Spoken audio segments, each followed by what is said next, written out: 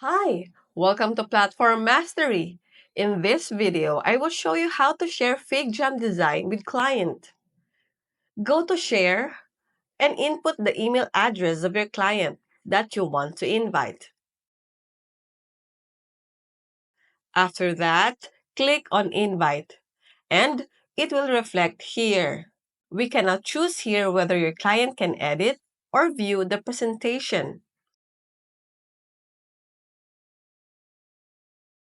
And you can just copy the link of the presentation and send it to your client.